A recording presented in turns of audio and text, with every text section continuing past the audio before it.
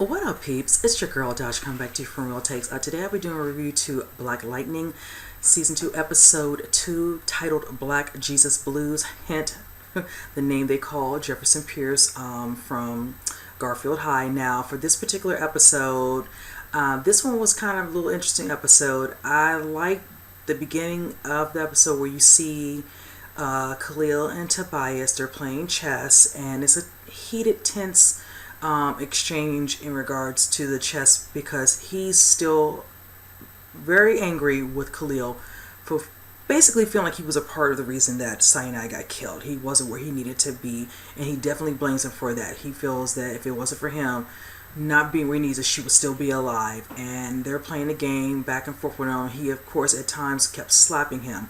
You can clearly see it's going to be some sort of situation down the road with them. I really feel it's going to culminate with some other things happening because I know he feels a debt to him for helping him to be able to walk, and not feeling like he's living up to his part of the deal, so to speak, because now he feels beholden to do anything and everything that Tobias wants. Now, from that, moving on, I did enjoy seeing the scenes with Lynn where she's, of course, at work and she's dealing with a situation where two individuals wake up within the pod, and it's a female and it's a male. The male, of course, kind of comes out of the situation, basically ends up killing himself and killing one of her colleagues, but the little girl, goes by the name of Wendy, ends up getting out, whatever. Of course, she's scared. She doesn't know what's going on. She's been in this pod for over 30 years, and these people are trying to, mostly Lynn, trying to calm her down.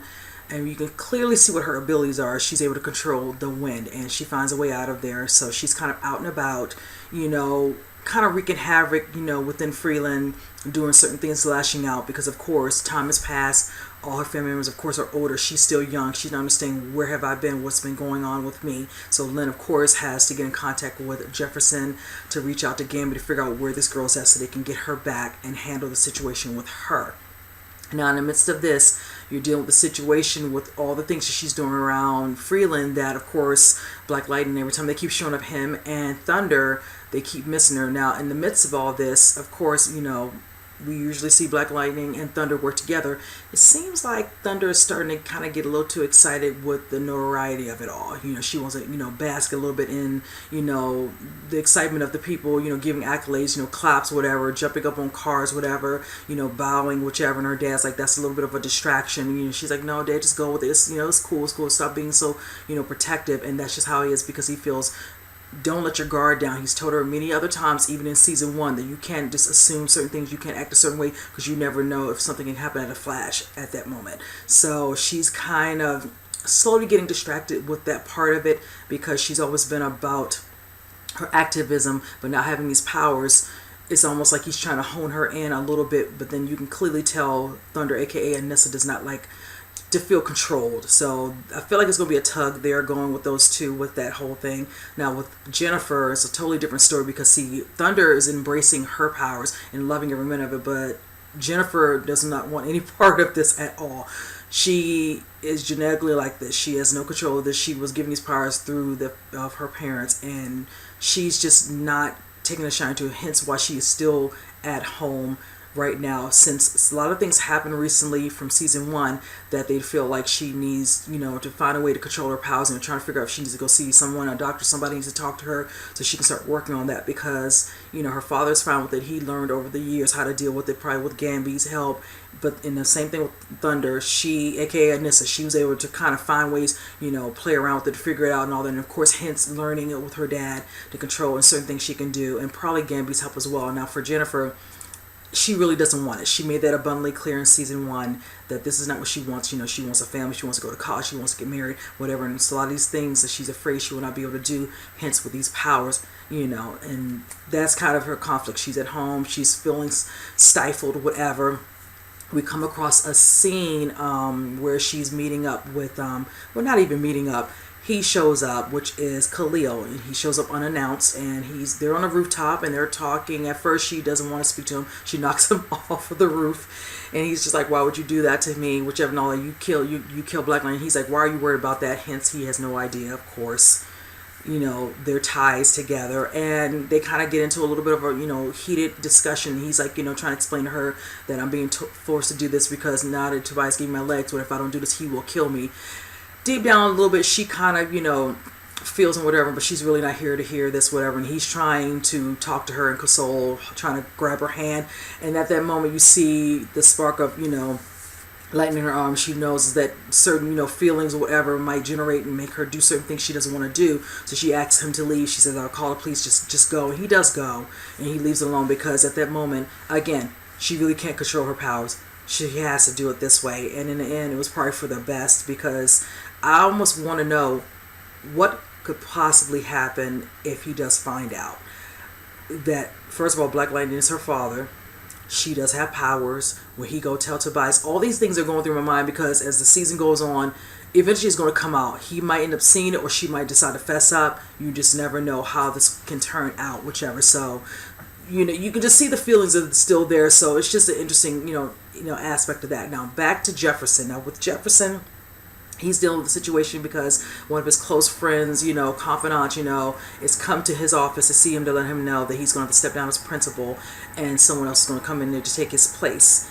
And the person who's doing this particular scene with him is Robert Townsend, which was really nice, because I kept looking like, recognize that face. Oh my goodness, I haven't seen him in anything in a long time. So he's just having a talk with him, and Jefferson calling him the Black Spurt, was rather comical, whichever. But yeah, it's basically due to the fact that he was not where he needed to be last season. In the episodes we all saw, with the things were going down at the school, Khalil showing up, kids being, tased or whatever, shot with the little darts of green light, whatever, and all that, and they were not there to protect him, so to speak, being that Black Lightning was there, but no one knows his true identity, Black Lightning's true identity, that is Mr. Pierce. So he has to basically do what's best for the school, and he wants to make sure the kids are protected, and they're, going to still be looked after. So with this new principal coming, and hence, one thing that does come up in this particular scene is that he is not a brother. He will be a white gentleman, whichever, and he's like, this man won't know what he's walking into. He's not going to understand these kids on a certain level. It's going to be something. Furthermore, the kids being upset. What about the parents of these students? How they're going to take a shining to this new change and turn of events, whichever. So when you see the scene at the end, you notice that he's speaking to them. The kids are distraught, they're upset, whichever, and he's sad to tell them, but he explains to them why he's doing it. He was not there. He feels like he failed them, whichever, and they feel like they weren't protected, and he was supposedly on vacation, so he has to do this. He's like, I will stay there, I will be a teacher, but I will still be a part of your lives where I can still see you guys, see that you're still doing okay, you're going to be all right, and we'll just go from there. And I do love the scene at the end where one of the students stands up and they do the little statement, the little verse that he always says to them, that's very powerful. And it was just nice to see him turn around, give that little smirk, and then kind of, go along each and every time they said part of that verse. And then he got a standing ovation with a clap, whichever, even with some teachers in the backdrop, whichever, just to let him know that all that hard work and things that he's done over the course of the years with all his students, it wasn't in vain. They respect him, even if he's not principal, and he still has that loyalty from his students as well. So I really love that part, and I love just that dynamic they do with them, and what he shows, and it's more of a that human effect where it's just more close, close connection, the students, whatever, that he's close to people in his community, Freeland, the Garfield High students who are now parents whose kids are going to Garfield. So it's like, it's a long built up relationship, that he would never want to lose, whichever. So it's going to be very interesting to see how they do, moving forward with this new principal and this new role, whichever, and him being a teacher. Honestly, I don't think it's going to last very long. I feel like it might go a whole season and something might happen, turn events, and then Jefferson will be back as a principal. So I hope they don't keep this like this for more than a season at the most, because I just feel like it's not going to do any justice. I mean, they won't really feel the need to show him as much as a teacher. I'm like, really, which class is he teaching? Which, curriculum is he going to be teaching? So it's just going to be like some sort of a backdrop for him still being in school. If certain things pop off in the classes or whichever, then that's fine. So, but this was a good episode. I did like the other part of the scene, just to kind of throw out there. There's a scene with a gentleman called Issa where he's another one besides Wendy.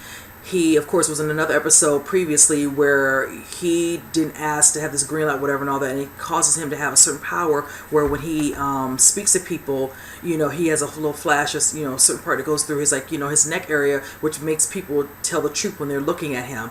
And that was very interesting because there's a scene at the dinner table where Lynn brings him over and they're like, okay, you're bringing this guy here, what's going on? And they're all eating, and all unbeknownst to them starts speaking very freely about how they feel about certain things. Of course, Nissa's talking about feeling treated like, she's some child or whatever and all that, and she's a grown woman. And of course her father lashes out, talking about then act like a grown woman. Then, Jennifer is talking about, oh, I'm tired, this is this, and Lynn comes like, stop acting like a little baby, whatever. It was funny when he finally admits why. Like, he knows that he has his power or whatever, but at first doesn't think to say anything to stop them from speaking out. And then eventually, once he tells them, they all decide to get up, but Jennifer decides to ask him to come up to the rooftop area. And they have a nice little chat, whatever. She kind of tries to see if he can, figure out what she's saying, whatever and all, if she's being truthful with it and all. And she kind of plays with him a little bit, saying she lied. And that was really funny. She kind of gave him a way of speaking to people without having them to always say how they're really feeling, whichever. Kind of making him turn his face, away a little bit, whatever. So it doesn't seem awkward. But I just like the little banter between him and Jennifer. That was really good.